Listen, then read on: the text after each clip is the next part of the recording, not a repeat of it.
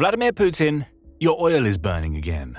That's the message that Ukraine sent to Russia with a series of weekend drone strikes that have devastated Russian oil. These strikes weren't one-offs. They were the latest in a pattern of deep strike attacks designed to sever Russia's oil arteries and snatch away one of the most valuable resources Putin has. It's death by 1,000 bombs, and right now the Russian oil economy is on the edge of collapse as Ukraine is proving that the only sanction that works against Russian oil is Ukrainian bombs. We take you first to Sochi. Nestled deep in Krasnodar Krai, about 330 miles away from the front line, Sochi is home to Rosneft's Adler oil depot. Stationed right next to an airport, the depot houses thousands of tons of Russian oil, all of which is being stored, ready for Putin to either send to the front lines or sell to the few countries in the world that are still buying Russian oil. Now over 528,000 gallons of that oil are up in flames. That amounts to about 1,700 metric tons. And the reason is that Ukraine hit the Adler oil depot with a devastating drone strike over the weekend, as reported by Euromaidan Press on August 3rd. Ukraine didn't take out the entire depot. It's far too massive for that, as it's home to 41 tanks that store millions of gallons of oil, but it scored a direct hit on one tanker, destroying the 528,000 gallons we just mentioned, while putting Putin on notice that some of his most valuable oil facilities are well within the range of Ukraine's drones. Of course, Russia is trying to cover up the damage. Euromaidan Press reports that the governor, Mikhail Kochikov, has already broken out the often-heard drone debris excuse as the reason why the Adler oil storage tank is now in flames. In the Adler district, drone debris hit a fuel tank, causing a blaze. 127 personnel and 35 units of equipment have been deployed to eliminate the consequences of the fire, the governor said. We've heard that one before. But debris or not, the scale of the impact is obvious. Euromaidan Press X account has shared several videos from the scene, all of which show flames searing the sky. One of those videos even disproves Kochikov's claims of debris. We see a very much functioning Ukrainian drone making a beeline for the already struck Adler plant, clearly touching down on its target, as no sounds of air defense guns can be heard in the background. And as a nice little bonus, Ukraine's strike also managed to shut down the Sochi airport for a couple of hours, with the airport's representatives stating it will likely take a couple of days to bring its schedule back to normal. This strike alone would be terrible news for Putin. Russia's leader must be sick and tired of hearing about how Ukraine has yet again hit part of his country's valuable oil infrastructure. But it gets worse, much worse. As Ukraine's drones battered the Adler plant in Sochi, another horde was also subjecting the region of Voronezh to a massive attack. That's according to News Sky, which reports that the Voronezh governor, Alexander Gusev, claims that 15 of Ukraine's drones flew into the city and 3 surrounding districts. Some were shot down, Gusev claimed, but others broke through Russia's air defenses to inflict damage.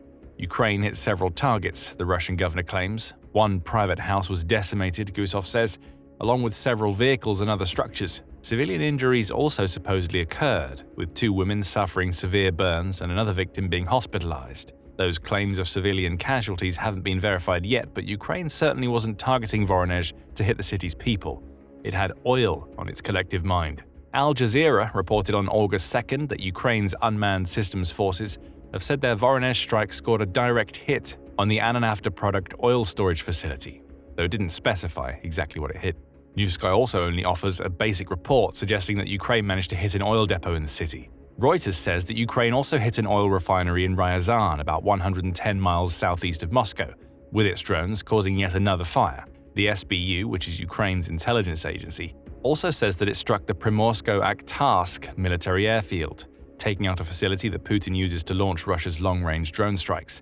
And in Penza, Ukraine also hit a factory that supplies electronics equipment to the Russian military. You can learn more about what Ukraine is doing in Penza in our video covering the electronics plant strike. All told, Russia claims that its air defenses managed to shoot down 338 of Ukraine's drones on August 2nd. Again, take that with a grain of salt. Russia always claims to have shot drones down despite clear evidence to the contrary. August 3rd brought with it more drones, including those that destroyed over 500,000 gallons of oil in Sochi, all of which tells us one thing: Ukraine has taken the gloves off in the long-range drone war, and its goal is clear: put the Russian oil economy on the edge of collapse. News Sky says that these attacks are all being made possible by a new generation of Ukrainian drones and tactics that can hit deeper into Russia's territory than ever before. On the tactical side, there's nothing massively complicated going on. As News Sky puts it, experts note that drones use a mass breakthrough strategy to overload air defenses. Dozens fly simultaneously along different routes at different speeds and altitudes. Dozens of drones means dozens of chances to hit a singular target. especially when those drones are taking multiple routes. Ukraine is simultaneously looking to overwhelm Russia's air defenses with sheer volume and ensure that its drones can break through the electronic warfare or EW barrier that Putin has set up around some of Russia's most valuable assets. That second point is especially clear. News Sky points out that it's well known that Russia has several EW complexes operating in the Voronezh region, which will have likely tangled up some of Ukraine's drones by jamming their signals and sending them off course. We can assume that Russia has a similar EW setup around other vital assets, such as the Sochi oil plant. Ukraine's tactic of sending drone hordes gives it more of a chance of breaking through these EW defenses so it can score direct hits. The weekend's strikes show that it's working like a charm. But this tactical evolution is accompanied by a never-ending Ukrainian drive to develop better, stronger, faster, and more powerful drones.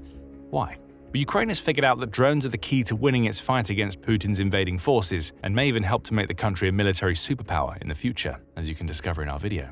As for the drones themselves, Ukraine never seems to stop innovating. In May, Forbes reported that Ukraine had just launched its first drone carriers capable of carrying out long-range strikes simultaneously, dubbed the Stratforce approach.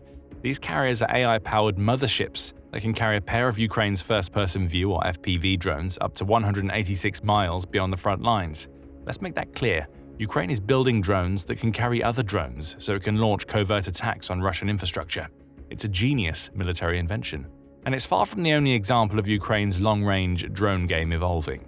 According to the Kyiv Independent on August 1st, Ukraine is hard at work on a new type of drone that's capable of attacking Russian equipment beyond the radio horizon. In other words, these drones will be able to operate unhindered even when the Earth's curvature blocks Ukraine's video signals from reaching them. Right now, those drones are in their early stages, with the tech being confined to Ukraine's short-range FPV drones. The new systems being tested allow Ukraine to maintain connections with these drones for up to 31 miles, massively expanding their typical ranges. Ukraine wants to go further, much further. At some point in the future, we may see the tech being built into long-range drones, eliminating the need for radio guidance and striking one more shot against Russia's EW strategy. If Ukraine can get this new technology to work, it's going to use it to its maximum potential. On July 8th, the Ukrainian military's commander-in-chief Oleksandr Syrsky revealed that Ukraine carried out 115 deep strike attacks against Russia in June alone. It will want to boost those impressive numbers, and its evolution of its drone tech and strategy is the key to making it happen. Ukraine has to stay one step ahead of Russia's evolving defenses. The Sochi and Voronezh strikes show that it's succeeding, and there's a new generation of drones that is emerging that will soon make Ukraine's deep strikes even more effective. More and more of those strikes are targeting Russia's infrastructure, and there are clear reasons why. Taking Russia's oil offline is the biggest reason. This has been a goal of Ukraine since at least the beginning of 2025, and it's experienced plenty of success. In February, the Atlantic Council reported that a powerful series of Ukrainian strikes, many of which were conducted in 2025, had contributed to knocking out 10% of Russia's oil refining capacity. That's important.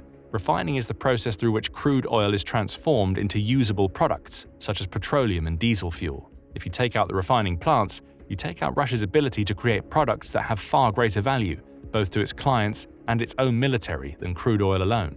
We'll dig deeper into that value point in a moment.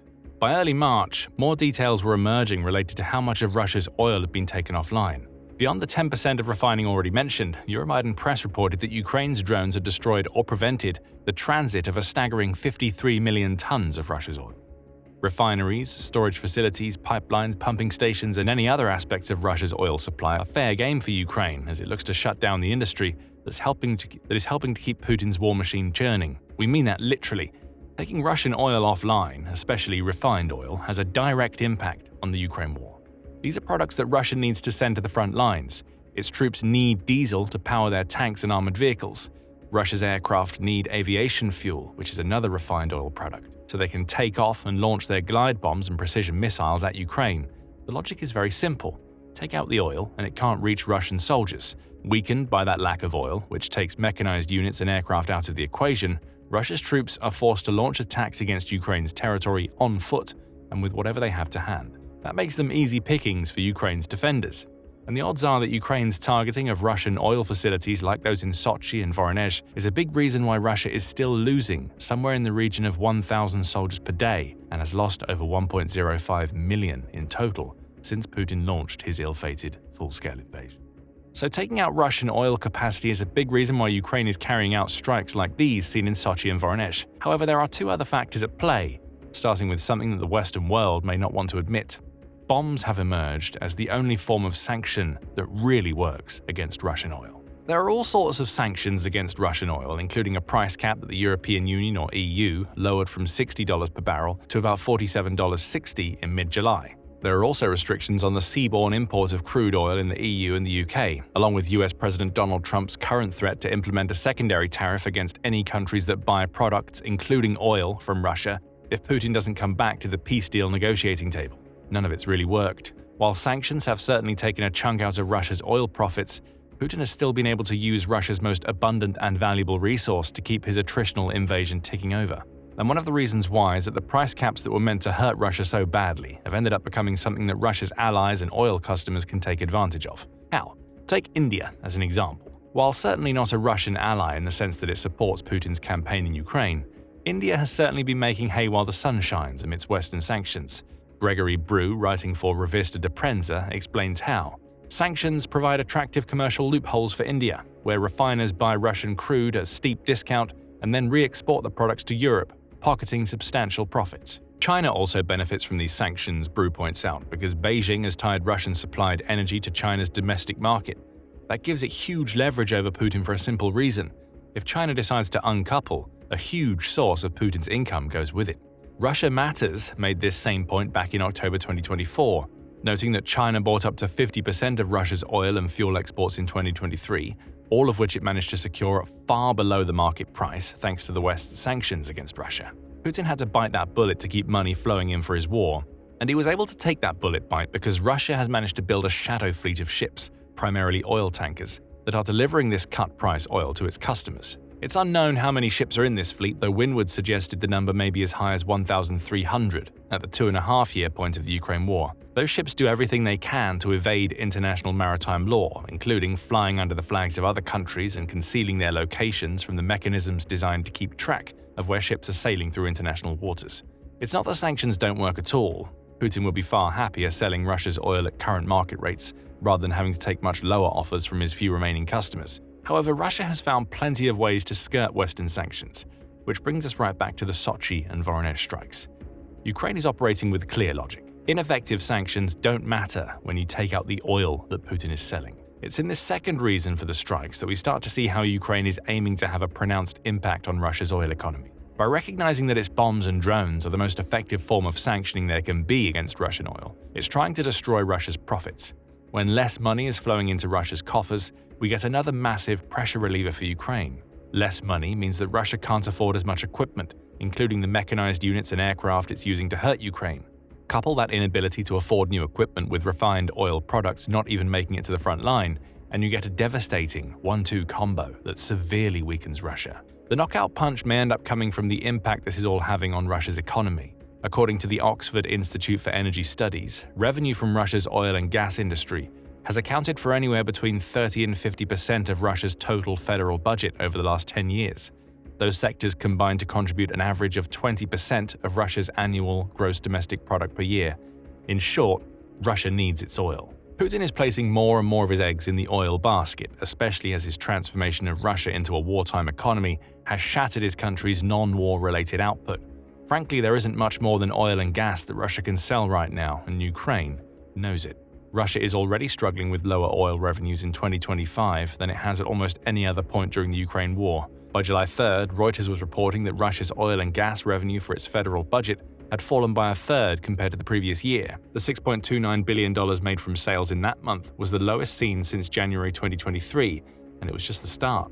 For the first half of 2025, Russia's oil and gas revenue was down 17% compared to the same period in 2024, and by the end of July, Reuters was also predicting that Russia's oil revenue for that month would be around 37% lower than the revenue it generated in July 2024. That would mean a first 7 months of 2025 that have seen a 20% decline in revenue year on year. Think about what this means in the context of what we told you earlier about Russia's federal budget and gross domestic product. Ukraine's strikes against Russian oil begin to make even more sense when you see that Russia is earning less from its oil than it was last year. Even if it's selling the same volume, which appears to be the case, that oil is selling for less than it was before. With Sochi and Voronezh, Ukraine has destroyed a little bit more of Russia's supply. Russia has more oil, a lot more. But we mentioned at the beginning of this video that the idea is death by 1,000 bombs. Every time a tanker goes up in flames or a refinery gets destroyed, more pressure is placed on a Russian oil industry that is already in the doldrums. Ukraine will just keep hitting Russia harder and more often, especially as it develops its new generation of drones, so that the bombs start cutting deeper. Eventually, they'll hit Russia's oil artery. Then, all Putin will be able to do is watch as his country bleeds out. The impact of the Sochi and Voronezh strikes won't be immediate, but it's starting to be felt. New Sky says that Russia's oil companies have already lost about 24.5 tons of product thanks to Ukraine's strikes over the past couple of weeks. Economic destabilization is already on the horizon for Russia, with each of these strikes bringing it one step closer to total collapse. Even psychologically, Ukraine's strikes on oil are having an effect on Russia. Social media is abuzz whenever one of these strikes takes place, as was the case in Sochi. Sochi residents are posting footage of loud explosions and fires, writing about panic, hasty evacuations, and lines of ambulances and firefighters, the outlet wrote. The city authorities confirmed that entry and exit to the Adler district has been restricted for a long time, and dozens of residents who were near the blaze had left their homes at their own expense. Can you blame them? Massive explosions resulting in fires that fill the skies bring the war directly to the Russian people, whom Putin has attempted to shield from his invasion. Beyond the practical impact of Ukraine's strikes against Russian oil, the panic and sheer psychological pressure being created within the collective Russian psyche may soon become too much for the country's population to bear. Who knows? It might be this pressure that forces Putin's invasion to crack even before the economic and frontline problems created by Ukraine's oil strikes. Making life hard on the average Russian is definitely part of Ukraine's agenda.